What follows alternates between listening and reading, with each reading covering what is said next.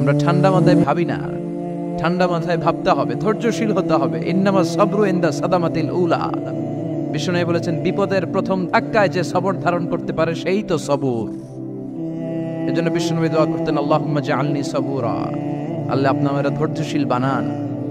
ওয়া জাআলনি শাকুরা, আপনি আমার শুকরগুজার বান্দা বানান। বিশ্বনবীর যে ধৈর্যশীল, বিশ্বনবীর যে শুকরগুজার পৃথিবীর কেউ আছে? কথা বলেন। এমন তাবৎ কোনো অত্যাচার নাই যে অত্যাচার বিশ্বনবীর উপর করা হয় নাই। বিশ্বনবী মক্কার জামিনে যখন দাওয়াত দিতে লাগলেন, ওনারে পাগল বলা হতো, বলা হতো তুমি পাগল, বলা হতো মুহাম্মদ একটা কবি, বলা হতো মুহাম্মদ হচ্ছে গণক। বিশ্বনবী যখন রুকু দিতেন, সিজদায় চলে যেতেন, উটের পচা নারী ভুরি এনে বিশ্বনবীর কাঁধে ফেলে রাখা হতো। বিশ্বনবীর গলার মধ্যে রশি ধরে টান দেয়া হতো। কয়েকবার বিশ্বনবীর এই ঘাড়ের এই চামড়া ছিঁড়ে গিয়েছে, একবার চাদর টান দেওয়ার কারণে, আরেকবার রশি টান দেওয়ার কারণে। বিশ্বনবী কিছুই বলেন নাই, ক্ষমা করে দিয়েছেন। যেই মক্কার শত্রুরা বিশ্বনবীকে মক্কা থেকে বিতাড়িত করেছেন, এবং যেই রাতে উনি হিজরত করলেন, মাইগ্রেট করলেন, উনি কেঁদে কেঁদে বারবার মক্কার দিকে ফিরে তাকায়, আবার যায়, আবার ফিরে তাকায়, মাতৃভূমির মায়া ছাড়তে পারছেন না। আর বলছিলেন, মাক্কা তু আহাব্বুল বিলাদ ইলাইয়া, মক্কা আমার কাছে সবচেয়ে প্রিয় শহর। লাউলা উখরিজতু লামা খরাজতু মিনহা, আমার যদি বের করে না দেয়া হতো এই শহর থেকে, আমি কোনোদিন এই শহর থেকে বেরোতাম না। এত ভালোবাসতেন বিশ্বনবী মক্কাতুল মুকাররমাকে। ধৈর্যশীল ছিলেন। এত অত্যাচার অনাচারের পরে যখন মক্কা বিজয়ের ক্ষণ আসলো, এই মক্কাকে বিশ্বনবীর করতলগত করে দিল কে? ফাতে মক্কা হলো। বিশ্বনবী চাইলে পিষে পিষে প্রতিটা কাফের মুশরিককে শেষ করে দিতে পারতেন, ঠিক কিনা? কিন্তু বিশ্বনবী বললেন, লা তাসরিবা আলাইকুমুল ইয়াউম ইযহাবু আনতুমুত তুলাকা, কোনো রিভেঞ্জ চলবে না আজকে, কোনো প্রতিশোধ নাই। একেবারে বড় যুদ্ধাপরাধী যারা, মারাত্মক যারা অফেন্স করেছে, তাদেরকে শাস্তির আওতায় আনা হবে, বাকি সবাইকে আমি ক্ষমা করে দিলাম।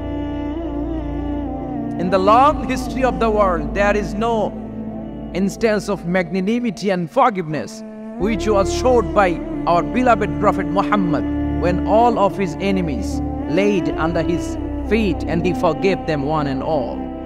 পৃথিবীর গোটা পৃথিবীর ইতিহাসে এরকম নজির কোথাও পাওয়া যায় না, যাকে এত অত্যাচার করে বিতাড়িত করা হয়েছে, নির্বাসন দেয়া হয়েছে, হিজরতে বাধ্য করা হয়েছে। তিনি যখন ওই শহরকে আবার বিজয় করলেন, কাউকে আঘাত করলেন না, আগুন জ্বালিয়ে শহরটাকে জ্বালিয়ে দিলেন না, ওদের বংশকে নির্বংশ করলেন না, বরং মুচকি হেসে উনি বললেন, যাও ক্ষমা করে দিলাম। কি ধৈর্যশীল ছিলেন। আবার দোয়াও করতেন, আল্লাহুম্মা জাআলনি সাবুরা, আল্লাহ আপনি আমার ধৈর্য বাড়ায় দেন। ওয়া জাআলনি শাকুরা, আপনি আমার শুকরগুজার বানান। ওয়া জাআলনি ফি আইনি সাগীরা, আল্লাহ আমার চোখে আপনি আমারে ছোট বানান। ওয়া ফি আয়ুনিন নাসি কাবীরা, আল্লাহ মানুষের চোখে আপনি আমারে বড় বানান। কি মানুষ ছিল, নিজের চোখে নিজে ছোট থাকতে চাইতেন। আমরা নিজের চোখে নিজের বড় মনে করি, এরকম ডাকাইত আছে না নাই? নিজেরাই নিজে মনে করে কত বড় সাহেব, লাট সাহেব। মান তাওয়াদা তারাফা, এটা হচ্ছে সুন্নাতুল্লাহি ফিল আরদ। মান তাওয়াদা তারাফা, যে নিচে নেমে থাকতে চায় আল্লাহ ওরা টেনে উপরে উঠা, আর যে খালি উঠতে চায়, হিংসা করে অহংকার করে উপরে ঠেলতে চায়, ওরা নিচে নামায় দেয় কে? সাইয়েদনা আদমকে আল্লাহ বললেন, আদম সাল্লিমা আলা উলাইকান নাফার লাম্মা খালাকাল্লাহু আদম ওয়া কানা তুলহু 60 যিরাআন।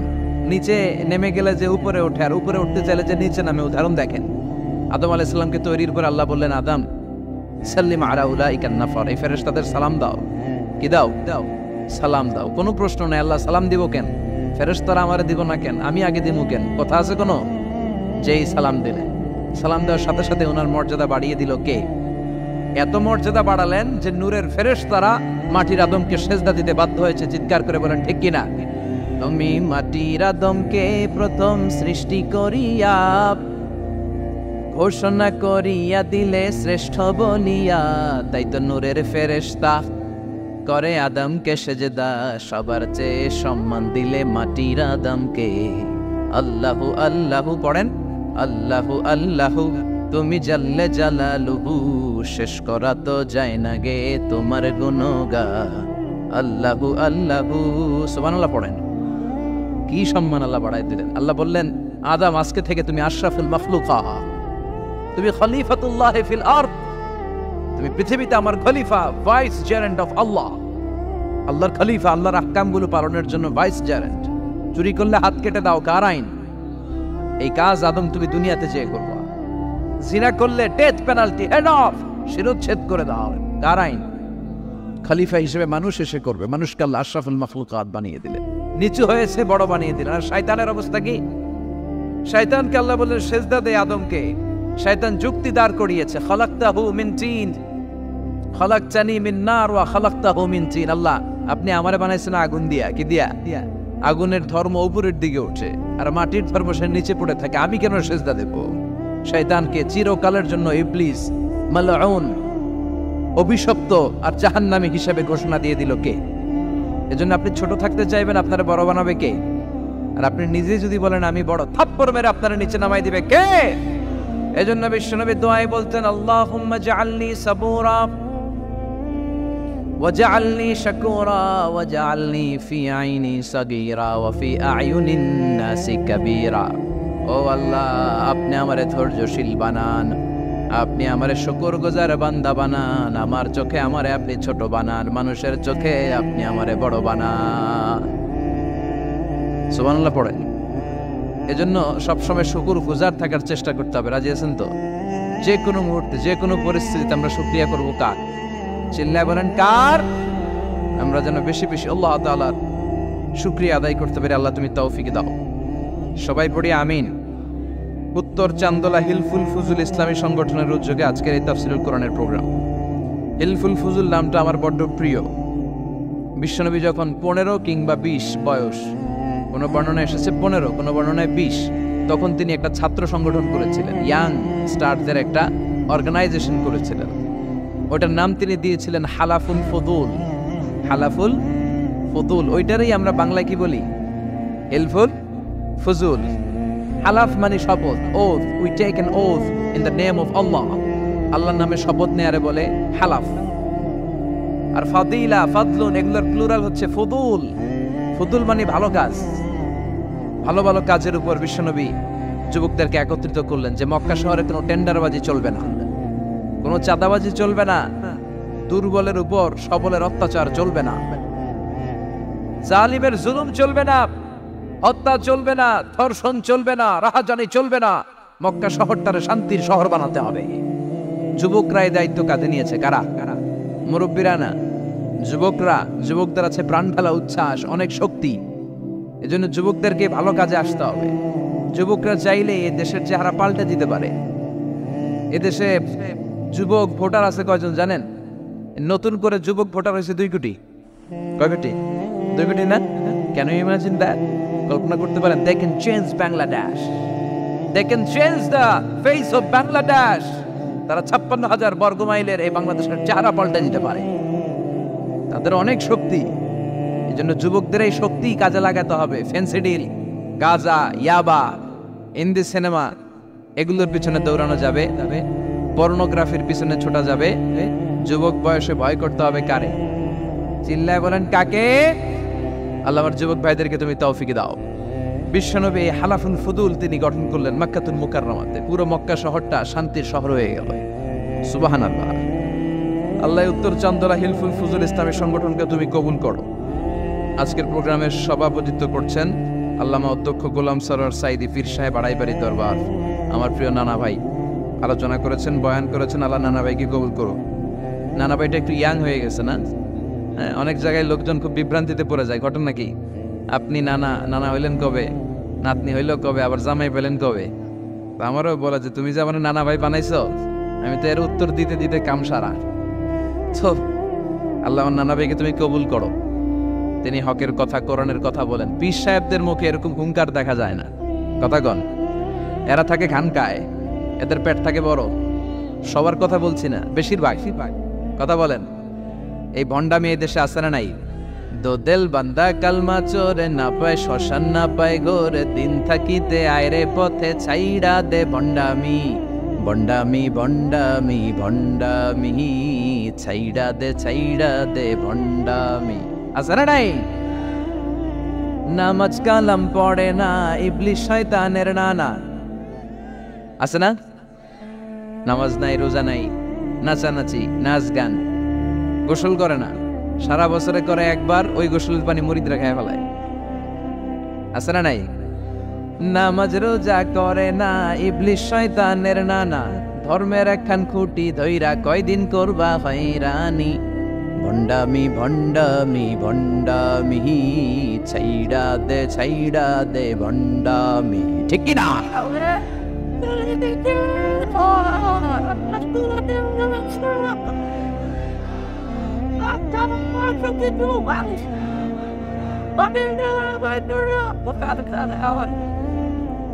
বন্ড পীর ও পীর, আমার নানা ভাইও পীর। কথা কন, পীরে পীরে পার্থক্য আছে না নাই? পীরে পীরে পার্থক্য আছে, এজন্য পীর চিন্তা হবে। এদেশে এই পাক ভারতে ইসলাম প্রচারে ওলিয়া উলিয়াদের, পীর মাশায়েখদের অবদানের কোনো শেষ নাই, কিন্তু চিন্তা হবে, কোষ্টি পাথর দিয়ে যাচাই করে নিতে হবে। কারণ এই পীরের আদলে অনেক ভণ্ড এই বাংলার জমিন আছে না নাই? এই ভণ্ডদের সাথে আমাদের কোনো সম্পর্ক নাই। ওনার দরবারে আলোচনা হয়, সাইদ কামালউদ্দিন জাফরি সাহেব যায়, আমরা যাই, দেশ বরেণ্য ওলামায়ে কেরামরা যায়, যারা হকের কথা বলে, যারা কোরআন সুন্নাহর আলোকে বলে, কোনো ভণ্ডামি নাই। যাবেন, প্রতি বছর যাবেন। এরপর ওই যে কেরাত সম্মেলন হবে না এবার 17 ফেব্রুয়ারি, আমার প্রোগ্রাম যশোর।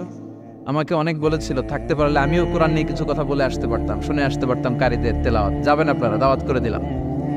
আল্লাহ আজকে সভাপতিকে তুমি কবুল করো। তারপরে আজকে কথা বলেছে মাওলানা রফিকুল ইসলাম ভুইয়া সাহেব, আমাদের সভাপতি সিরাতুন নবী ফাউন্ডেশনের চান্দোলার। না, রফিক ভাইয়ের চিনে না এমন কেউ নাই, এজন্য আর কিছু বলতেছি না তার নামে। আল্লাহ রফিক ভাইয়ের তুমি কবুল করো। গোলাম কবির চৌধুরী আল আজহারি আসতে পারে নাই, আমার বন্ধু মানুষ, একসাথে পড়াশোনা করেছি। এরপর আমার এক মিতা মিজানুর রহমান আতিকি আমার আগে আলোচনা করেছে, আল্লাহ তাকেও তুমি কবুল করো। সালাত নিয়ে কথা বলতেছিলেন। সালাত আউয়ালু মা ইউহাসাবু বিহিল আবদু ইয়াউমাল কিয়ামাতি আস-সালাহ, কিয়ামতের দিন সর্বপ্রথম হিসেব নেওয়া হবে নামাজের, সালাতের। সালাত চিনেন তো? কুরবানির গোশত খাওয়ার মাঝখানে যেটা খায় ওটা, হ্যাঁ, এটারে বাংলায় আমরা নামাজ বলি। কি বলি? নামাজ। বিশ্বনবী ইন্তেকাল করবেন, রূহ বের হয়ে যাচ্ছে, 2-3টা শব্দ বললেন, এর মধ্যে একটা ছিল সালাত। আর সালাত, উম্মতেরা নামাজ, নামাজ, নামাজ ছেড়ে দিও না। আমা মালাকাত ঈমানুকুম। মানুষ ইন্তেকালের আগে শ্বাস বের হয়ে যাচ্ছে, রূহ চলে যাচ্ছে, ওই মুহূর্তে কি জরুরি কথা বলে নাকি ফালতু কথা বলে? সবচেয়ে জরুরি কথাটাই তখন সে বলে যায়, ঠিক কিনা? কথা বলেন। বিষ্ণু বলেছিলেন নামাজ। তাহলে এই সালাতের গুরুত্ব আছে না নাই? সর্বপ্রথম এই সালাতের ব্যাপারে in the day of judgement আমাদেরকে প্রশ্ন করবে কে?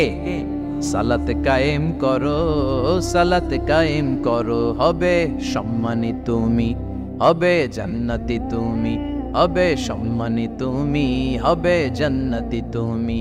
দিবে কাল হাসরে শীতল ছায়া হারশে আজিম, রব্বিয়াল আলা রব্বিয়াল আযীম, রব্বিয়াল আলা রব্বিয়াল আযীম। সুবহানাল্লাহ পড়ে।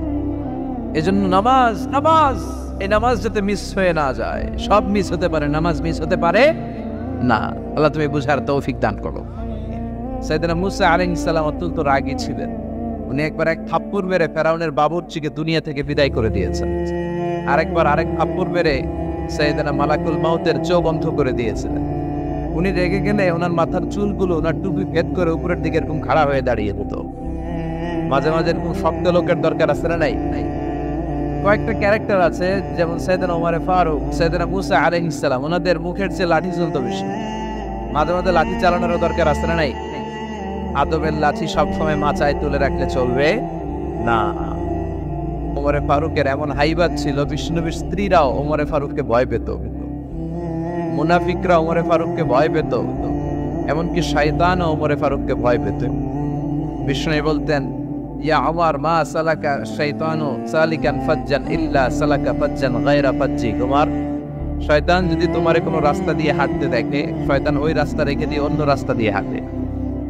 সুবহানাল্লাহ। আসতে বলেন, প্রভু তুমি বলেছ রাসূল দেবে না, বলনি দেবে না ওমর, বলনি দেবে না হামজা তারি, খালিদ বিজয়ী সমর প্রভু তুমি বলেছ রাসূল দেবে না, বলনি দেবে না ওমর, বলনি দেবে না হামজা তারি, খালিদ বিজয়ী সমর প্রভু তুমি বলেছ রাসূল দেবে না। আল্লাহু আকবার পড়েন। কি ওমরে ফারুক, মুনাফিকরা ভয় পাইতো, বিশ্বনবীর স্ত্রীরা ওনারা দেখে ভয় পেতেন, শয়তানও ভয় পেত। ওমরে ফারুকের অভ্যাস ছিল মুখের আগে লাঠি চলতো বেশি। সুবহানাল্লাহ পড়েন। আমরা যারা ইমাম সাহেব তারা একামত হলে কেবলামুখী হয়ে দাঁড়ায় থাকি না? একামত চলতেছে, ইমাম সাহেব কোন দিকে দাঁড়ায় থাকে? কেবলামুখী। ওমরে ফারুক মুসল্লিদের দিকে হয়ে দাঁড়ায় থাকতেন, আর হাতে থাকতো একটা লাঠি। কি থাকতো? কাতারকে বাঁকা করতেন, পিঠায় সোজা করে দিতেন, এই সোজা করো, ইস্তাউ আকিমু সুফুফাকুম ওয়া'তাদিলু। এই ছিলেন ওমর। এজন্য বিশ্বনবী বলতেন আশাদ্দুহুম ফি আমরিল্লাহি ওমর, আল্লাহর দ্বীনকে আল্লাহর জমিনে বাস্তবায়নের জন্য সবচেয়ে কঠোর সাহাবী হচ্ছে ওমর। সবাই আবু বকরের মতো হলে চলবে। আরহামু উম্মতি আলা উম্মতি আবু বকর, আমার উম্মতের মধ্যে সবচেয়ে রহম দিলের সাহাবী হচ্ছেন আবু বকর। সাইয়েদনা আবু বকরের দিলটা, হৃদয়টা এত নরম ছিল, উনি যখন নামাজে দাঁড়াতেন উনি কান্নার কারণে তেলাওয়াতের আওয়াজ পিছনে মুসল্লিরা শুনতে পেত না। রজুলুন আসিফ, কোমল হৃদয়ের মানুষ, এত ভদ্র হৃদয়ের মানুষ, এত প্রিয় ছিলেন আল্লাহ তাআলার কাছে। বিশ্বনবী মেরাজ থেকে যখন আসলেন, এসে ঘটনা বর্ণনা শুরু করলেন, আমি মক্কা থেকে ফিলিস্তিন গিয়েছি, ফিলিস্তিন থেকে দূর পাহাড়ে উঠেছি, সেখান থেকে 7 আকাশ পাড়ি দিয়ে আল্লাহর আরশে গিয়েছি, জান্নাত জাহান্নাম দেখেছি, আবার ফজরের আগে ফিরে এসেছি। আবু জাহেল, উতবা, সাইবা, ওয়ালিদ ইবনে মুগিরা জানতে, ওরা কয় এতদিনে একটা পাইছি, একটা ইস্যু পাইছি, এই ইস্যু দিয়া মুহাম্মাদের বিরুদ্ধে যত বদনাম রটানো যায় আমরা রটাবো।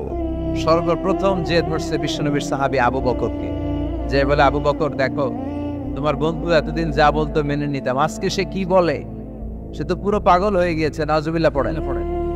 যেখানে মক্কা থেকে ফিলিস্তিন যেতে লাগে 15 দিন, ফিরে আসতে লাগে 15 দিন, যেতে আর আসতে লাগে 1 মাস, সে নাকি মাঝরাতে উঠে বাইতুল মুকাদ্দাস গিয়েছে, নবীদের নিয়ে ইমামতি করেছে নামাজের, আরো সে গিয়েছে, জান্নাত জাহান্নাম দেখেছে, আবার নাকি ফজরের আগেই চলে এসেছে।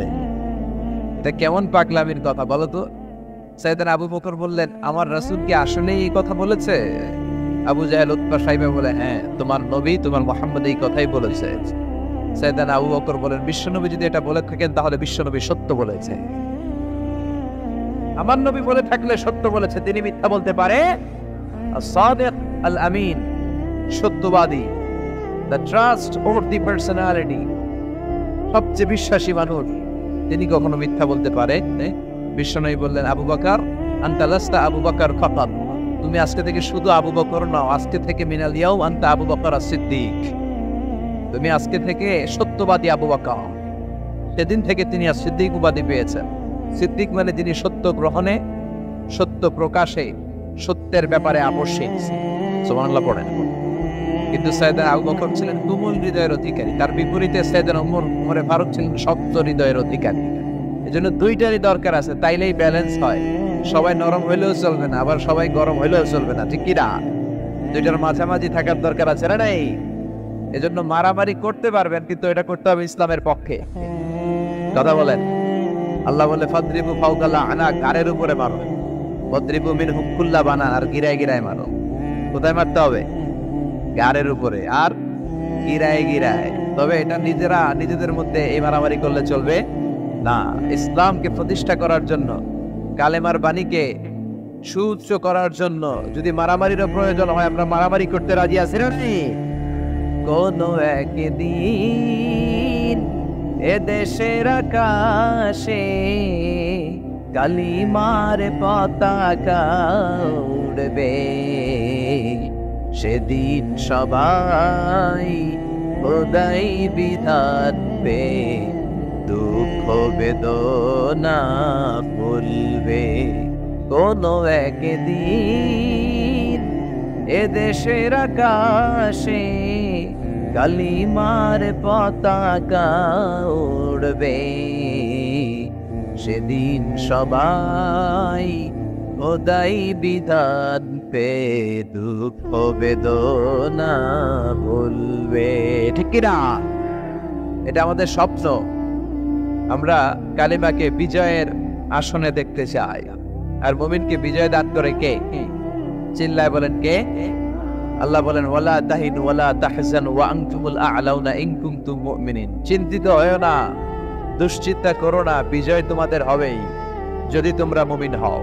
তবে ঈমানটা হতে হবে পাক্কা ঈমান। কথা বলেন? এজন্য মারামারি করলেও এটা ইসলামের পক্ষে মারামারি করতে হবে, ইসলামের পক্ষে থাকলেই লাভ। কারণ ইসলামকে যে বিজয় দেয়া হবে এটার ঘোষণা দিয়েছে কে? ওরা চায় মুখের ফুৎকারে ইসলামের বাতিকে নিভিয়ে দিতে। আল্লাহ বলে কিয়ামত পর্যন্ত আমি ইসলামের বাতিকে জ্বালিয়ে রাখবো। Up to the day of judgement ইসলামের আলো জ্বলতেই থাকবে, কেউ এটাকে থামাতে পারবে? দেখেন তিনি আজীবন ধরে ক্ষমতার চেয়ারে আসেন, তার ক্ষমতার চেয়ার কেউ কেড়ে নিতে পারবে না। কথা বলেন? কথা কানাকে বিএনপির ক্ষমতার চেয়ার কেড়ে নেয় আওয়ামী লীগ, আওয়ামী লীগের ক্ষমতার চেয়ার কেড়ে নেয় বিএনপি। এগুলো আমরা দেখছি না? এখন অবশ্য লম্বা সময় ধরে বাংলাদেশে আওয়ামী লীগ ক্ষমতার চেয়ারে আছে। হয়তো কোনো কারণে আওয়ামী লীগের পর আবার নতুন কোনো দল ক্ষমতায় আসতে পারে কি পারে না। এভাবে পৃথিবীর রদবদল হয়। আজীবনের জন্য কেউ ক্ষমতার চেয়ারে বসে থাকতে পারে একজন ছাড়া। তিনি কে? আল্লাহ। সেই যে ক্ষমতার চেয়ারে বসছে, কেউ আল্লাহর ক্ষমতার চেয়ার কেড়ে নিতে পারবে? চিল্লায় বলেন পারবে? এই পৃথিবীতে যারা ক্ষমতায় আসে তাদের কারো ক্ষমতার মেয়াদ 5 বছর। এই যে বাংলাদেশ আওয়ামী লীগ নতুন করে ক্ষমতায় এলো, মেয়াদ কয় বছর? কথা বলেন? 5 বছর। কোন কোন দেশে 10 বছর। আল্লাহ যে ক্ষমতার চেয়ারে বসছে, আল্লাহর ক্ষমতার মেয়াদ কয় বছর? 20 বছর।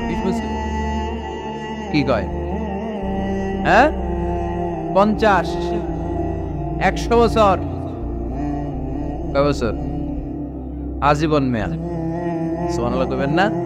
হুয়াল আউয়ালু ওয়াল আখিরু ওয়াল যাহিরু ওয়াল বাতিন ওয়া হুয়া বিকুল্লি শাইইন আলীম। আল্লাহ বলে আমি প্রথম, আমি শেষ, আমি গোপন, আমি প্রকাশ্য। আমি চিরকালের জন্য ক্ষমতার চেয়ারে বসেছি, কোনোদিন এই চেয়ার আমি ছাড়বো না, ঠিক কি না? উনি আজীবন ক্ষমতার মালিক। উনি শুরু থেকে আছেন, শেষ পর্যন্ত থাকবেন। সুবহানাল্লাহ পড়ে। আমার কথা কি বোঝা যাচ্ছে? বুঝতে পারতেছেন? পৃথিবীর অনেক দেশে আবার ডেমোক্রেটিক সিস্টেমে ভোটে জিতে ক্ষমতায় আসতে হয়। যেমন আমাদের দেশ ডেমোক্রেটিক কান্ট্রি, ভোট যার বেশি ক্ষমতা তার বেশি, ভোট পেয়ে ক্ষমতায় আসে। তো আল্লাহ তো ভোটে জিতে মনে হয় ক্ষমতায় আসছিল না, ভোট ছাড়া আসছে, কারচুপি করে আসছে আল্লাহ। হ্যাঁ, অনেক দেশে রাজতন্ত্র, মোনার্কি সিস্টেম, রাজার পোলা রাজা। আল্লাহর বাবা ছিল রাজা, এজন্য আল্লাহও রাজা। কথা বলেন? আল্লাহ বলেন আপনি ভোটে জিতে আমার ক্ষমতার চেয়ারে বসা লাগে নাই। আমার বাবা নাই, আমার ছেলে নাই, আমার কেউ নাই, আমি একাই সব ক্ষমতার মালিক। আমি চিরকালের জন্য এই ক্ষমতার চেয়ারে বসা। চিরকাল, আজীবন তিনি ক্ষমতার চেয়ারে থাকবেন। আবার অনেক সময় দেখা যায় ক্ষমতায় যেতে হলে অন্যান্য পার্টির সাথে কোয়ালিশনে যেতে হয়, শরিক বানাতে হয়। আল্লাহর ক্ষমতায় তো শরিক আছে না? আছে। আল্লাহ বলেন ওয়ালাম ইয়াকুল্লাহু শারীকুন ফিল মুলক। আমার ক্ষমতায় কোনো পার্টনার নাই, কোনো শরিক নাই। তোদের মতো আমি কারোর সাথে জোট করি নাই। জোট ছাড়া, শরিক ছাড়া, কোয়ালিশন ছাড়া আমি ক্ষমতার চেয়ারে বসা। আজীবন আমার ক্ষমতার নেওয়া, কেউ আমার ক্ষমতার চেয়ার থেকে নামাতে পারবে না। পৃথিবীর অনেক দেশের এরকম নমুনা আমরা জানি। আন্দোলন করে সরকারকে ক্ষমতার চেয়ার থেকে নামানো হয়, আছে না নাই? গণ অভ্যুত্থান করে চেয়ার উল্টে দেওয়া হয়, মিলিটারি কু হয়, ক্ষমতার চেয়ারে আর থাকা যায় না। তো আমরাও যদি সবাই মিলে একটা আন্দোলনে নামি, তাহলে আল্লাহর ক্ষমতা শেষ। কি বলেন? আমরা 700 কোটি মানুষ, আমাদের সাথে পারবে আল্লাহ? 700 কোটি মানুষ আন্দোলন করলেও আল্লাহরে নামাতে পারবে না? বুঝে শুনে উত্তর দিয়ে। 700 কোটি কিন্তু পারবে? পারবে? আচ্ছা, জিন জাতিরা যদি বলে, জিনেরা তো আমাদের চেয়ে পাওয়ারফুল, তারা যদি বলে ও মানব জাতি আমরাও তোদের সাথে আছি, আল্লাহরে মানি না, মানুষ জিন ভাই ভাই, আল্লাহর আর রক্ষা নাই, তাহলে আল্লাহর ক্ষমতা শেষ। তাও না, কি বলে এগুলো, বলে কি? আচ্ছা, ফেরেশতারাও যদি বলে যে আমরাও আল্লাহর আর মানছি না, আমরা জিনেরা মানুষেরা 3 দলীয় জোট, 3 দলীয় জোট হলেও পারবে না। আল্লাহ বলে গোটা বিশ্বের সবাই মিলে যদি আমার বিরুদ্ধে আন্দোলনে লেগে যাস, আমার ক্ষমতার 1 ইঞ্চিও কমাতে পারবি না। এজন্য রব্বুল আলামিন বলেন, তাবারাকাল্লাযী বিয়াদিহিল মুলকু ওয়া হুয়া আলা কুল্লি শাইইন কাদির। সুবহান সেই সত্তা যার হাতে ক্ষমতা, ক্ষমতা কার হাতে? ওয়া হুয়া আলা কুল্লি শাইইন কাদির, তিনি সব বিষয়ের উপর ক্ষমতাবান। তিনি কে? তিনি চাইলে পাহাড়কে দরিয়া করতে পারে, তিনি চাইলে দরিয়াকে পাহাড় করতে পারে, তিনি চাইলে ধনীকে গরিব করতে পারে, গরিবকে ধনী করতে পারে, তিনি চাইলে সম্মানিতরে অপমানিত করতে পারে, আবার চাইলে অপমানিতরে সম্মানিত করতে পারে। তিনি কে? ফাআলুন লিমা ইউরিদ, তিনি যা ইচ্ছা তাই করতে পারেন। তার কাছ থেকে জবাবদিহিতা করার কেউ নাই, তিনি সবার কাছে জবাবদিহি চায়। চিল্লায় কোন ঠিক কিনা? সে আল্লাহ বললেন, সুবহান সত্তা যার হাতে ক্ষমতা, তিনি সব বিষয়ের উপর ক্ষমতাবান। এজন্য আমাদের মনে রাখতে হবে আমাদের কোনো ক্ষমতা নাই, ক্ষমতার মালিককে। আর কোনদিন বাগেরহাটের ভাইয়েরা, জনগণ সকল ক্ষমতার উৎস, এই কথা বলবেন? মনে থাকবে? তাহলে আওয়াজ করে বলেন তো, সকল ক্ষমতার উৎস কে? সবকিছু করতে পারে কে? সব ক্ষমতার মালিক আল্লাহ। অনেক কথা আল্লাহ 30 আয়াতে বললেন, কয়টা বলবো? কিছু দূর যে আল্লাহ বলা শুরু করলেন, ওয়ালাকাদ যায়্যানাস সামাআদ দুনিয়া বিমাসাবিহা ওয়া জাআলনাহা রুজুমান লিশ-শায়াতিন। সুবহানাল্লাহ পড়েন। আল্লাহ বললেন, আমি নিকটবর্তী আকাশটারে তারা দিয়ে, আলো দিয়ে, মোমবাতি দিয়ে আলোকিত করেছি। I have beautified the closer skies with light and candles. আমি তারা দিয়ে নিচের আকাশটাকে সুশোভিত করেছি। তারা দিয়ে আমাদের আকাশটারে, মহাশূন্যটারে সুশোভিত করেছে কে? তারা চেনেন? চেনেন না? খালি আকাশের দিকে রাতে তাকালে কি দেখা যায়? তারা। রাতের বেলা তারার মেলা। এখন তো লাইটিং ফাইটিং এর যুগ, তারা চেনা যায় না। আগের লোকেরা তারা না দেখে কিছু করতে পারতো না। আগের মুরব্বীরা তারা দেখলেই বুঝতো কয়টা বাজে, ঘড়ি লাগতো না। আগের নাবিকেরা তারা দেখে তারা রাত কয়টা বাজে নির্ধারণ করে ফেলতো। সুবহানাল্লাহ পড়েন। কত ধরনের তারা আছে। শুক তারা নাম শুনছেন? ধ্রুব তারা শুনেছেন? সপ্তর্ষি মণ্ডল একটা আছে, অনেকে তারা চেনে না। কোটি কোটি কোটি কোটি 7টা তারা একসাথে দেখবেন, এটার বলে সপ্তর্ষি মণ্ডল। আল্লাহ বলে, এই তারা দিয়ে আমি আকাশটারে সুশোভিত করেছি। এই তারাগুলো কিন্তু প্রথম আকাশে না, এই তারাগুলো প্রথম আকাশের মহাশূন্যে অবস্থিত। আমরা খালি চোখে যা দেখি এটা আকাশ নয়, এটা মহাশূন্য। এটা কি? বাগেরহাটের ভাইরা উত্তর করেন, এটা কি? এই মহাশূন্যের অনেক অনেক অনেক অনেক অনেক উপরে আকাশ। ওই আকাশ যে কত উপরে, এটা নাসার বিজ্ঞানীরাও জানে না। শুরুতে আমরা দেখতে পাই প্রথম আকাশের মহাশূন্য, এর অনেক উপরে প্রথম আকাশ। তারপরে শুরু হয় দ্বিতীয় আকাশের মহাশূন্য, তার অনেক উপরে দ্বিতীয় আকাশ, তারপরে তৃতীয় আকাশের মহাশূন্য, তারপরে তৃতীয় আকাশ। এভাবে একটার চেয়ে আরেকটা বড়, একটার চেয়ে আরেকটা বড়। দ্বিতীয় আকাশের তুলনায় প্রথম আকাশটা কত ছোট শুনতে চান? আপনার হাতের আংটিটা যদি আপনি সাহারা মরুভূমিতে ছুঁড়ে ফেলে দেন, পৃথিবীর সবচেয়ে বড় মরুভূমির নাম কি জানেন? সাহারা মরুভূমি। সাহারা মরুভূমিতে আপনার হাতের আংটি ছুঁড়ে ফেলে দিলে পুরো মরুভূমির তুলনায় আপনার হাতের আংটি যত ছোট, আল্লাহর দ্বিতীয় আকাশের তুলনায় আল্লাহর প্রথম আকাশটা ঠিক তত ছোট। একটার চেয়ে একটা বড়। তারপর আমরা নিজের বড় বড় করে দাবি করি। এই যে আজকের প্যান্ডেলে এত মানুষের সমারোহ হয়েছে, তাকালে মনে হয় না যে কত বিশাল জায়গা? কথা বলেন, বিশাল মনে হয় না? বিল জঙ্গ, এইটারে যদি এত বড় মনে হয়, তাহলে বিল জঙ্গটা কত বড়? হ্যাঁ, আরো। এইটার চেয়ে নিশ্চয়ই বাগেরহাট বড়। কথা কয় না? বাগেরহাটের চেয়ে নিশ্চয়ই পুরো বাংলাদেশটা বড়।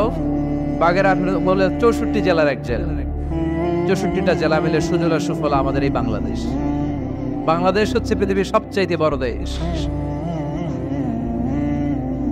হ্যাঁ, এরা দেখি আমার সব কথার সাথে খালি দ্বিমত করে।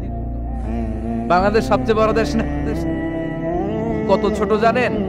মানচিত্রে বাংলাদেশ লেখার জায়গাটাও আমরা পাই না। বাংলাদেশ এটা লিখতে গেলে BAN পরে ইন্ডিয়ার উপরে, GLA পরে বাংলাদেশের উপরে, আবার DESH পরে আবার ইন্ডিয়ার উপরে। আমাদের বাংলাদেশটা এত ছোট, বাংলাদেশ লেখার জায়গাটাও মানচিত্রে আমাদের জন্য না। এত ছোট দেশ, এত ছোট। ইন্ডিয়া প্রায় 20-25 গুণ বড় আমাদের চেয়ে। আমেরিকা, কানাডা শতগুণ বড়। রাশিয়া একটা দেশ আছে কয়েকশো গুণ বড়। এরকম 200টা বিশাল দেশ মিলে পৃথিবী, 200টা দেশ মিলে পৃথিবীর 30 ভাগ, বাকি 70 ভাগ শুধু পানি। বাকি 70 ভাগ কি? স্থল আর জল মিলে আমাদের পৃথিবী। তাহলে আজকের এই প্যান্ডেলের জায়গার তুলনায় পুরো পৃথিবীটা কত বড়? সুবহানাল্লাহ কইতে পারলেন না? তাহলে এই পৃথিবীটা আমাদের কাছে এখন পর্যন্ত যেটা আমরা আলোচনা করলাম বোঝা গেল অনেক বড়, এত বড় পৃথিবী। কিন্তু আমরা শুনতে পাই যে সূর্যটা আমরা দেখতে পাই দিনের বেলা, ওই সূর্যটা নাকি এই বিশাল পৃথিবীর চেয়ে 13 লক্ষ গুণ বড়। চিন্তা করতে পারেন? খালি তো মাথা নাড়াইতেছেন। আসলে কি আমরা চিন্তা করতে পারি? 13 লক্ষটা পৃথিবী সূর্যের মধ্যে রেখে দেওয়ার জায়গা করে দিয়েছে কে? 9,30,00,000 মাইল দূরে সূর্য 8 মিনিট 18 সেকেন্ড সময় নিয়ে নেয় আলো পৌঁছাতে। এত বিশাল সূর্য। তার মানে কি সূর্যটাই সবচেয়ে বড়? এর চেয়ে অনেক বড় বড় তারা আছে। সূর্যের পরে পৃথিবীর সবচেয়ে কাছের তারার নাম প্রক্সিমা সেন্ট্রাই। গুগল করলে দেখবে যে কত তারা। এরপরে alpha Centauri A, alpha Centauri B, এভাবে তারা শুরু। এটা ক্যারিনা, ব্যাটেলজিউস। যেই সূর্য পৃথিবীর চেয়ে 13 লক্ষ গুণ বড়, ব্যাটেলজিউস নামে একটা তারা আছে। ওই তারা সূর্যের চেয়ে 33 কোটি গুণ বড়। তার মানে কি ব্যাটেলজিউসই সবচেয়ে বড় তারা? এটা ছোট্ট সাইজের তারা। এইটার চেয়েও কত হাজার কোটি গুণ বড় তারা যে মহাশূন্যে আছে তার কোনো ইয়ত্তা আমাদের নাই। এরকম হাজার হাজার million, trillion, zillion, billion, octillion তারা মিলে আমাদের এই গ্যালাক্সিটা গঠিত। আমাদের গ্যালাক্সির নাম মিল্কি ওয়ে। আমাদের গ্যালাক্সির নাম শুনছেন না? বিজ্ঞানে আমরা পড়ছি না? আমাদের গ্যালাক্সির নাম মিল্কি ওয়ে। আমাদের গ্যালাক্সির পরে আমাদের সবচেয়ে কাছের গ্যালাক্সির নাম অ্যান্ড্রোমেডা। কি নাম? আমাদের গ্যালাক্সি থেকে অ্যান্ড্রোমেডাতে পৌঁছতে 2.5 মিলিয়ন লাইট ইয়ার লেগে যাবে যদি লাইটের গতিতে আমরা ছুটি। 2.5 মিলিয়ন লাইট ইয়ার। 1 মিলিয়নে 10 লাখ, 2.5 মিলিয়নে 25 লক্ষ লাইট ইয়ার। এই পৃথিবীতে সবচেয়ে দ্রুতগামী যে জিনিসটার আবিষ্কার হয়েছে সেটার নাম আলো। সেটার নাম সবাই বলেন। আলো সবচেয়ে দ্রুত ছোটে। কত দ্রুত জানেন? 1 সেকেন্ডে 1,86,000 মাইল বেগে ছোটে। 1 ঘন্টায় না, 1 মিনিটে না, 1 সেকেন্ডে ছোটে কদ্দূর? আরে 1 সেকেন্ড কইতে তো 2 সেকেন্ড লাগে। 1 সেকেন্ড এটা বলতে বলতে 2 সেকেন্ড লেগে যায়। কিন্তু 1 সেকেন্ডে নাকি সে 1,86,000 মাইল দূর চলে গেছে। এই আলোর গতি সম্পন্ন একটা রকেট যদি কেউ বানাতে পারে, যে রকেটটাও আলোর মতো সেকেন্ডে 1,86,000 মাইল বেগে ছুটবে, এরকম রকেট যদি বানানো যায়, তাহলে এই রকেট দিয়ে আমাদের গ্যালাক্সি থেকে আমাদের প্রতিবেশী গ্যালাক্সি অ্যান্ড্রোমেডাতে পৌঁছতে 25 লক্ষ বছর লেগে যাবে। সুবহানাল্লাহ। বাড়িতে যায় বলবেন সবাই, চিৎকার করে পড়েন আল্লাহু আকবার। সে আল্লাহ বললেন, ওয়ালাকাদ যায়্যানাস সামাআদ দুনিয়া বিমাসাবিহা ওয়া জাআলনাহা রুজুমান লিশ-শায়াতিন। আমি তোমাদের জন্য দুনিয়ার আকাশটারে সুন্দর সুন্দর তারা দিয়ে সুশোভিত করেছি। এরকম বিশাল বিশাল তারা দেখতে তো মনে হয় ছোট্ট একটা ডটের মতো, না? একটা ফোঁটার মতো মনে হয় না তারাগুলা? এত বিশাল বিশাল তারা মহাশূন্যে রেখেছে কে? চিল্লায় বলেন কে? এরপরে এই সূরার মাঝে মাঝে এসে আল্লাহ বললেন, হুয়াল্লাযী جعل لكم الأرض ذلولا فامشوا في مناكبها وكلوا من رزقه وإليه النشور আল্লাহ বলে আমারে তোরা চিনিস না, চিনে নে, আমি হলাম এমন সত্তা, আমি তোমাদের জন্য জমিনটারে সমতল বানিয়ে দিয়েছি, তাই যেখানে মন চায় তোমরা সুন্দর করে হেঁটে হেঁটে যেতে পারো। তার মানে এই নয় যেখানে খুশি সেখানে যাবা, শেষকালে আমার দিকে ফিরে আসতে হবে, ঠিক কি না?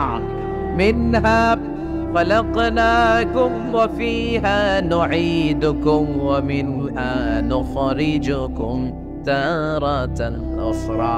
মাটি থেকে বানালাম, মাটির কবরে পাঠালাম, আবার মাটির কবর থেকে আমাদেরকে উঠায়া দিবে কে? আল্লাহ বললেন যালুলান, আমি জমিনকে বানিয়েছি সমতল। আরেক আয়াতে বললেন হুয়াল্লাযী জাআলা লাকুমুল আরদা ফিরাশা, আমি জমিনকে বানিয়েছি বিছানা। সমান সমান না হলে আজকের প্যান্ডেলে এত সুন্দর করে আপনারা বসতে পারতেন? কথা বলেন না। প্যান্ডেলের এদিকে উঁচা, এদিকে নিচা, এদিকে খাড়া, এদিকে তেড়া, এদিকে গর্ত, এদিকে ভাঙ্গা, এরকম হইলে আজকে প্যান্ডেলটা সমান হইতো? এই সমান করে দিছে কে?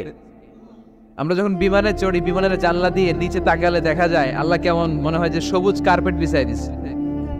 সুবহানাল্লাহ করতে পারলেন না? আবার আল্লাহ বলে সবুজ কার্পেট দেখে মনে করো না যে তোমরা বেঁচে গেলা, এই সবুজ কার্পেটের ভেতরে আগুন আছে না নাই? আমরা যে পৃথিবীর উপরে লাঙ্গল দিয়ে হাল চাষ করি, গাছ লাগাই, হেঁটে চলি, এই মাটিটার নিচে আগুন আছে। কি আছে? বিশ্বাস হয় নাকি আজগুবি কথা লাগে? রূপ কথা মনে হয় না? এই পৃথিবীর মাঝখানে আছে আগুন, জ্বলন্ত আগুন। আল্লাহ কোরআনে কসম কেটেছেন ওয়াল বাহরিল মাসজুদ, ফুটন্ত টকবগে সাগরের পানির কসম। আমেরিকান নেভাল একাডেমির সায়েন্টিস্টরা তারা হিসাব মিলাতে পারে না, সাগরের পানি দেখি ঠান্ডা, কিন্তু আল্লাহ কয় ফুটন্ত টকবগে সাগরের পানির কসম। এই গরম আল্লাহ পাইলো কই? তারা ভাবলো নিশ্চয়ই ভিতরে গরম আছে, নাইলে গরম আসলো কোত্থেকে? দেখি তো কোরআনের কথা সত্য কিনা। তারা সবসময় কৌতূহলী, এই কৌতূহলই তাদেরকে মহাবিশ্বের সুপার পাওয়ারের আসনে আসীন করেছে। আমাদের কোনো কৌতূহল নাই, আমগো আছে ফতুয়াবাজি। কথা কন, আমি তবলিগ, বাকি সব কাফের। আমি জামাত ইসলাম, বাকি সব মুনাফিক। আমি আহলে হাদিস, বাকি সব ঈমান হারাম। কথা কন, এই গুতাগুতি আছে না নাই? ফতুয়াবাজি আছে না নাই? একজনের পিছনে আরেকজন আছে না নাই? কি কারণে যে ফতুয়াবাজি করে, গীবত করে লেগে থাকে আল্লাহই জানে। এরা কি বুঝে এগুলো করে আল্লাহই জানে। খালি ফতুয়াবাজি, খালি গীবত, কেউ কারো ভালোটা দেখতে পারে না। একজন দাওয়াতি কাজ করতেছে, হকের কথা বুঝাচ্ছে, হাজার হাজার মানুষ তার স্পষ্ট ভাষা আর সহজ সাবলীল ব্যাখ্যার কারণে ইসলামের সৌন্দর্য খুঁজে পেয়েছে, কিন্তু তারেও ঠ্যাং ধরে নিচে নামাতে চায়। এটা বাংলাদেশ, এমন দেশটি কোথাও খুঁজে পাবে না কো তুমি। আহা, খালি ফতুয়াবাজি। একজন বলছিল বাংলাদেশের জাতীয় খেলা হাডুডু কেন? আরেকজন কয়ের কারণ বাংলাদেশে কেউ কারো ভালোটা সহ্য করতে পারে না। একটা উপরে উঠতে ছেলে সাইডটায় ধরে ঠ্যাং ধরে টেনে নামায়। হাডুডু খেলা দেখছেন? একটা সামনে গেলে সবাইকে কাবাডি কাবাডি কাবাডি কাবাডি করে ঠ্যাং ধরে, খালি খালি বাগের হাটে কাবাডি নাই মনে হয়, দেখছেন কিরকম খেলে? একজন সামনে গেলে সবাই ঠ্যাং ধরে নিচে নামে। এটা এই দেশের জাতীয় খেলা। এদেশে কেউ ভালো পথে হাঁটতে চাইলে, উপরে উঠতে চাইলে, কল্যাণের পথে আগাতে চাইলে তার বিরোধী শক্তিরা ওর ঠ্যাং ধরে নিচে নামাবে। কেউ কারো ভালোটা সহ্য করতে পারে? আর ফতুয়াবাজি, তুই কাফের, তুই মুনাফিক, তুই মুশরিক, তোর দাদা কাফের, তোর শ্বশুর কাফের, তোর বেয়াই কাফের। ওই কাফের বেয়াই মারা গেলে ওরে যেখানে কবর দেয়া হবে, ওই কবরের উপরে যে ঘাস উঠবে, ওই ঘাস যে গরু খাবে, ওই গরুর যে দুধ খাবে, ও কাফের। কথা কন, খালি ফতুয়াবাজি। এই ফতুয়াবাজি থেকে আল্লাহ তুমি আমাদেরকে বাঁচাও। আমরা যেন হৃদয়টা প্রশস্ত করে একে অপরকে মুসলিম ভাই মনে করে বুকে টানতে পারি। আমরা খালি পিছাই, সর। বিশ্বনবী আসছে কাছে টানার জন্য, আমরা খালি পিছাই, খালি অন্যের দোষ খুঁজি। নিজের মধ্যে যে কত দোষ, নিজের মধ্যে দোষের শেষ নাই, ওইদিকে কোনো চিন্তা নাই। তো মক্কায় সবচেয়ে বড় কুস্তিগিরের নাম ছিল রুকানা। কি নাম? সাহাবারা বিশ্বনবীকে কখনো রুকানার কাছে যেতে দিত না। সাহাবারা ভাবতো বিশ্বনবী যদি রুকানার দরবারে যায় আর রুকানা যদি বক্সিন মেরে বসে, তাহলে বিশ্বনবীর মানিজ্যত নিয়ে টানাটানি। কিন্তু বিশ্বনবী তো শুধু সিলেক্টেড কিছু পার্সোনালিটিদের জন্য নবী হয়ে আসেননি। ওমা আরসালনাকা ইল্লা রাহমাতাল লিল আলামিন। I have sent you as a mercy for the whole world, for the entire universe. ও নবী, আমি আপনাকে গোটা বিশ্বের জন্য রহমত আর বরকত করে পাঠিয়েছি। তো বিশ্বনবী একদিন ফজরের সালাত শেষে লুকিয়ে লুকিয়ে মক্কার সবচেয়ে বড় বক্সার ছিলেন তো বিশ্বনবী তো as a mercy for the entire universe, গোটা বিশ্বের জন্য রহমত, তিনি মক্কার সবচেয়ে বড় বক্সার রুকানার কাছে চলে গেল। যে বলল, রুকানা আসলিম তাসলাম, ইসলাম মানো শান্তিতে থাকবা, দুনিয়ায়ও থাকবা আখিরাতেও থাকবা, সুবহানাল্লাহ পড়ে। রুকানা বলে, না আব্দুল্লাহর বেটা মোহাম্মদ, আমি তো কালিমা পড়বো না, যদি বক্সিং খেলে আমারে হারায় দিতে পারো তাইলে কালিমা পড়ব। বিশ্বনবী বললেন, আমি তো বক্সিং খেলি না রে বাপ। রুকানা বলল, তাহলে আমিও কালিমা পড়ি না। বিশ্বনবী রাজি হলেন। অবশেষে ভাবলেন, আমি বক্সিং খেললে একজন যদি জাহান্নাম থেকে জান্নাতি হয়, বক্সিং খেললে সমস্যা কই? কি রহমতের নবী, কি অ্যাটিটিউড, কি পজিটিভনেস, কি প্রোঅ্যাক্টিভনেস, অলওয়েজ প্রোঅ্যাক্টিভ। সব সময় ইতিবাচক চিন্তা করতে হবে। নেতিবাচক চিন্তা কারে বলে বিশ্বনবী জানতোই না, সুবহানাল্লাহ পড়েন। বিশ্বনবী রাজি হলেন। এবার বক্সিং খেলার পালা। রুকানা হাফ প্যান্ট পরে গায়ের মধ্যে জাইতুনের তেল মেখে এভাবে লাফাচ্ছে। আপনারা রেসলিং খেলা দেখছেন? তেল মেখে পজিশন নেয় মারার জন্য প্রতিপক্ষকে। তো বিশ্বনবী তার পজিশন নেয় না, বিশ্বনবী দাঁড়িয়ে আছেন। রুকানা বলল, মোহাম্মদ, আমি লাফাচ্ছি, তুমি লাফাও না কেন? তুমিও লাফাও। বিশ্বনবী বললেন, না আমি লাফাই না, কারণ আমি সেলাইবিহীন লুঙ্গি পরি। সেলাই ছাড়া লুঙ্গি পরে যদি কেউ লাফায়, বাতাসে সতর ফুলে যাওয়ার সম্ভাবনা আছে না নাই? কি লাজুক নবী ছিলেন, কেউ বিশ্বনবীর লজ্জাস্থান জীবনেও দেখে নাই। হালিমাতুস সাদিয়ার বাড়িতে যখন বিশ্বনবী থাকতেন, হালিমাতুস সাদিয়া 5 বছর এই কুরাইশি মুহাম্মদ ছেলেটাকে লালন পালন করেছে। হালিমাতুস সাদিয়া বললে, এই 5 বছরের ব্যবধানে কোনোদিন কুরাইশি মুহাম্মদরে কাঁদতে দেখি নাই। ক্ষুধা পেলেও ছেলেটা কাঁদতো না, ব্যথা পেলেও কাঁদতো না, শুধু লজ্জাস্থানের জায়গা থেকে কাপড়টা সরে গেলে শিশু মুহাম্মদ চিৎকার দিয়ে উঠত। এবার মারামারির পালা। রুকানা বলে, মোহাম্মদ তুমি মারো। বিশ্বনবী বললেন, তুই মার, কারণ আমি মারলে ওই মায়ের হজম করার ক্ষমতা তোর নাই। বিশ্বনবীর এক হাতে জান্নাতে 40 জনের শক্তি ঢুকায় দিছে কে? তো বিশ্বনবী মাইট দিলে এটাও হজম করতে পারবে? কথা কন, পারবে না। এখন রুকানাও মারে না, বিশ্বনবীও মারে না, খেলাও শুরু হয় না। বিশ্বনবীও মারে না, রুকানাও মারে না, খেলাও শুরু হয় না। এখন রুকানা বলে, মোহাম্মদ তুমি মারো। বিশ্বনবী মারে নাই, কিন্তু বিশ্বনবী ওনার ডান হাত মোবারক, কি নরম হাত, সফটার দেন সিল্ক, সিল্কের চেয়ে নরম ছিল। ওয়াকানা কাফুহু আবিয়াদু মিনাদ দিবাজ, সফটার দেন সিল্ক, রেশমের কাপড়ের চেয়েও বিশ্বনবীর হাতের তালু সফট ছিল। এই হাতটা দিয়ে বিশ্বনবী রুকানার ডান কাঁধে এভাবে টাচ করলেন, মারে নাই, খালি বলছে, রুকানা এত লাফাস কেন? টাচ করার সাথে সাথে রুকানা বেহুশ হয়ে জমিনে পড়ে যায়। সবাই তো অবাক, ঘটনা কি? কি মিরাকেল, কি অলৌকিকত্ব! পানি ঢেলে রুকানারে হুঁশ ফিরানো হয়েছে। সবাই বলে, রুকানা তুই তো অনেক বড় পালোয়ান, আব্দুল্লাহর বেটা মোহাম্মদ ঘুষিও দিল না, লাথিও মারল না, বেহুশ হইলি কেন? রুকানা বলে, আরে তোরা তো দেখোস নাই, তোরা দেখেছিস মোহাম্মদ হাত দিয়ে ধরেছে, আমার মনে হয়েছে বিশাল পাহাড় এসে কাঁধে চেপেছে।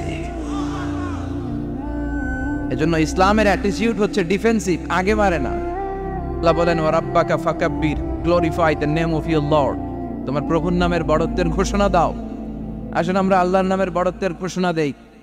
আমরা ভাগাভাগি করে 3টা তাকবীর পড়ব। প্রথম তাকবীর পড়বেন যারা বিবাহিত আছেন তারা, দ্বিতীয় তাকবীর অবিবাহিত যারা তারা, তৃতীয় তাকবীর সবাই মিলে। রাগ করতেছেন? বিবাহিত কারা কারা আসছেন দেখি তো? মাশাআল্লাহ, আমিও আছি আপনাদের দলে, মশির ভাইও আছে ইনশাআল্লাহ। আদনামান, অবিবাহিত কারা কারা আসছে দেখি? এই 1 হাত করে তোল। সংখ্যা বাড়ানোর জন্য 2 হাত তুলতেছে। মাশাআল্লাহ, এরাও কম না, স্টেজেও আছে 2-1 জন। আল্লাহ এদেরকে তাড়াতাড়ি ডাবল বানায় দাও। চিন্তা নাই, দেশে আমাদের বোনদের, নারীদের সংখ্যা যেভাবে বাড়তেছে, কপালে 2-3টা করেও জুড়তে পারে। যদিও এদেশে প্র্যাকটিসটা ওইভাবে হয় নাই, কিন্তু এটা কিন্তু সুন্নাহ। এটা কি সুন্নাহ? তো আমরা প্রথমে তাকবীর পড়ব যারা বিবাহিত আসছি তারা, এরপরে তাকবীর পড়ব যারা অবিবাহিত আসছি তারা, এরপরে সবাই মিলে।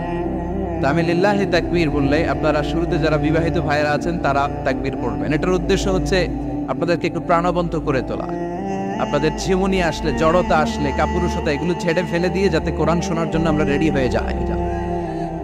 শুরুতে বিবাহিত ভাইরা রেডি তো? কাদের পারফরমেন্স কেমন হয় আজকে দেখব। শুরুতে বিবাহিতদের পারফরমেন্স, আমি লিল্লাহি তাকবীর বললে আল্লাহু আকবার বলা যাবে? শুরুতে আমার বিবাহিত ভাইরা পড়েন লিল্লাহি তাকবীর। মাশাআল্লাহ মাশাআল্লাহ তাবারাকাল্লাহ। এবার অবিবাহিতদের পালা। সিঙ্গেল যারা তোমরা রেডি? ওরা কাশি দিয়ে গলা ঠিক করে নিতেছে। অবিবাহিতরা রেডি তো? বিবাহিতদের হারায় দেওয়া যাবে? এবার তোমরা তাকবীর দাও, লিল্লাহি তাকবীর। ওরে আল্লাহ, দেখাই দিছে একেবারে। মাশাআল্লাহ তাবারাকাল্লাহ। এবার সবাই মিলে 3টা তাকবীর পড়বো, পারা যাবে মুসলমান? লিল্লাহি তাকবীর, লিল্লাহি তাকবীর, লিল্লাহি তাকবীর। আল্লাহ আমাদের তাকবীরগুলো তুমি কবুল করো। তখন তারাও বাধ্য হয়ে পড়ে আল্লাহু আকবার। তাহলে বোঝা গেল আমাদের কোনো ক্ষমতা টমতা কিচ্ছু নাই, আসল ক্ষমতার মালিক একজন। চিল্লায় বলেন তিনি কে? সে আল্লাহ বললেন তাবারাকাল্লাযী বিয়াদিহিল মুলকু ওয়া হুয়া আলা কুল্লি শাইইন কাদির। সুমহান সেই সত্তা যার হাতে ক্ষমতা, ক্ষমতা কার হাতে? সব ক্ষমতার মালিক আল্লাহ। তবে আমাদেরকেও আল্লাহ কিছু ক্ষমতা দিয়েছে, এটা লিমিটেড। এটা কি?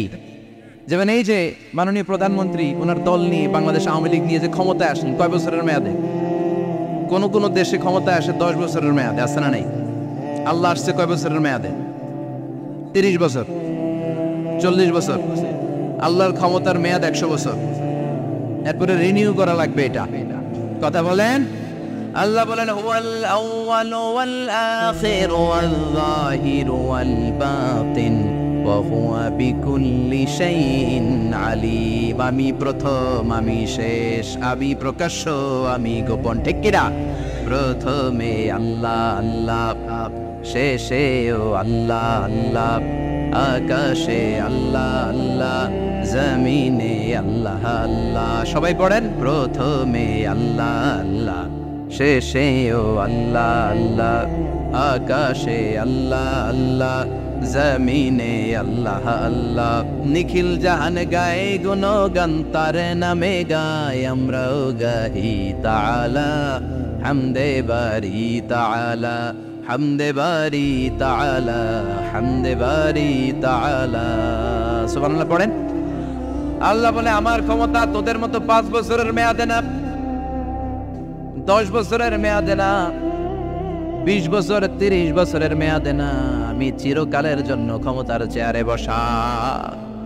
চিরকালীন মেয়াদ, সৃষ্টির সূচনার আগ থেকে তিনি আছেন, অনাদিকাল পর্যন্ত তিনি থাকবেন। তার ক্ষমতার মেয়াদ আনলিমিটেড মেয়াদ। চিৎকার করে বলেন ঠিক কিনা? আবার পৃথিবীর অনেক দেশে দেখবেন ডেমোক্রেটিক সিস্টেমে, আমাদের দেশেও তো গণতান্ত্রিক সিস্টেমে ভোটাভুটির মধ্য দিয়ে ক্ষমতায় আসে না।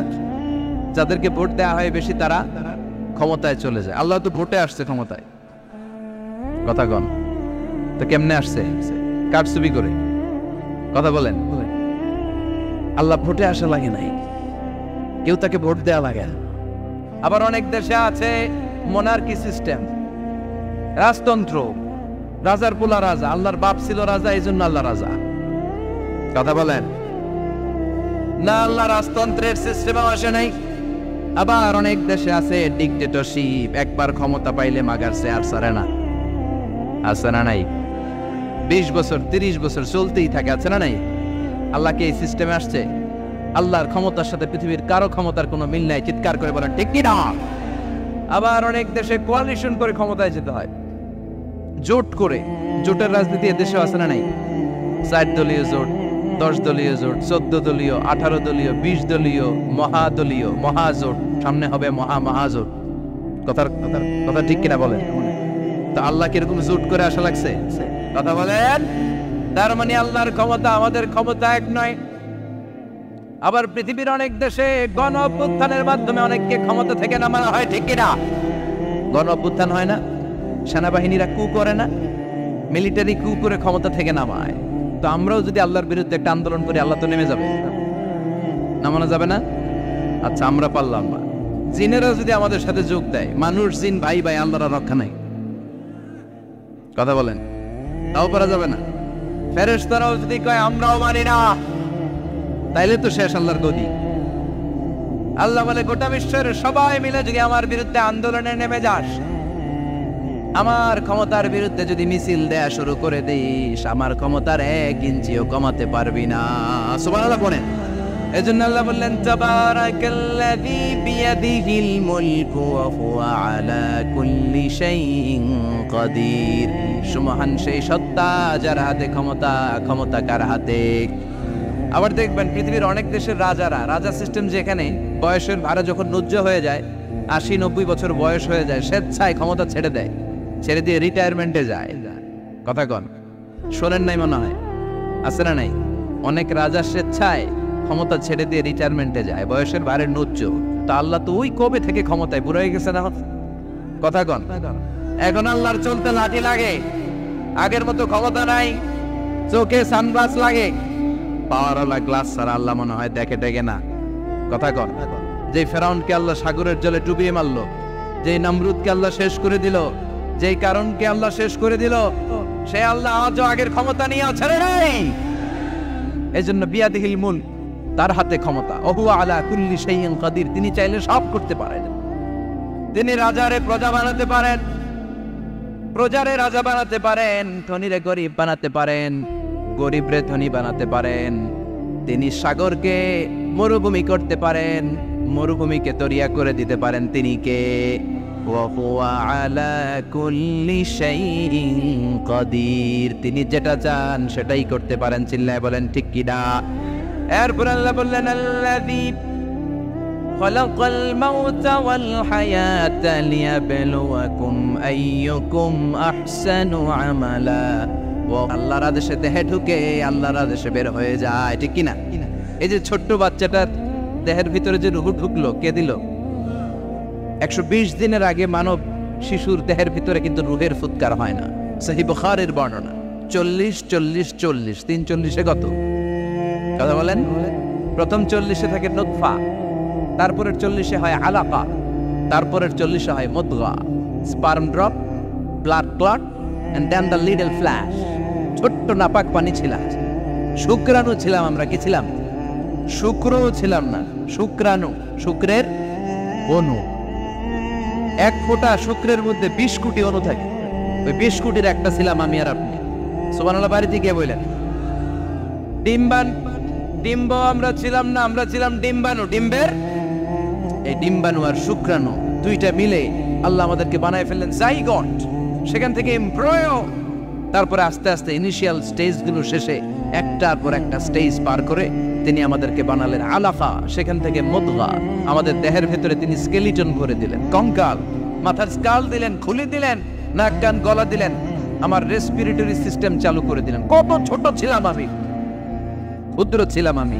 ফালইয়ানযুরিল ইনসানু মিম্মা খুলিকা মিম্মাইন দাফিক। মানুষের উচিত তার সৃষ্টি প্রক্রিয়ার দিকে নজর করে তাকানো। বাবার পিঠ থেকে সবেগে নির্গত হওয়া পানি দিয়ে মায়ের পেটে তোমারে ঢুকায় দিল কে? নাপাক পানি থেকে ছোট্ট ব্যাঙ্গাচির মতো ছিলাম, জোকের মতো মায়ের জরায়ুর দেয়ালে লেগেছিলাম।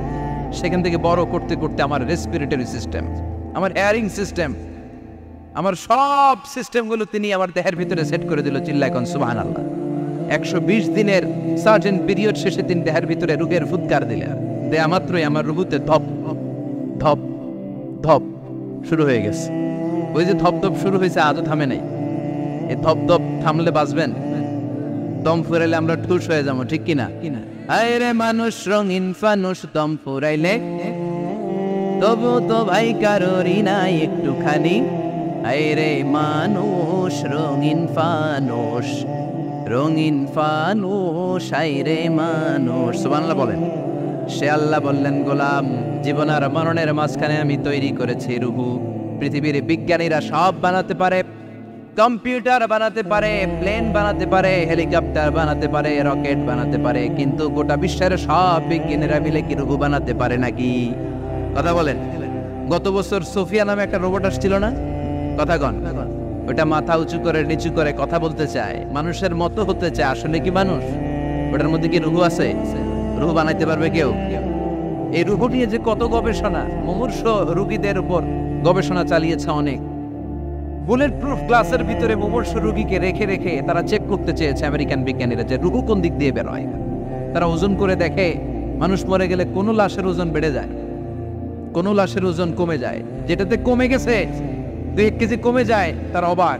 কিরা আগে ছিল 80 কেজি, এখন হচ্ছে 78 কেজি, তার মানে 2 কেজি না, এটাই রুহু। এটাই কি? এটা হচ্ছে গবেষণার ধাপ। অনেকগুলো মডিউল তারা আনে, অনেক মুমূর্ষ রোগীকে গ্লাস ফিটিং করা, ইন্টেন্সিভ কেয়ারে রেখে তারা অবজার্ভ করে, আর অক্সিজেন মাস্ক খুলে দিয়ে তারা দেখে যে লোকটা ছটফট করে কিভাবে মরে। মরার আগে ওজন মাপ ছিল 80 কেজি, মরে গেছে পরে আবার ওজন দিয়ে দেখে 78 কেজি। কমছে কয় কেজি?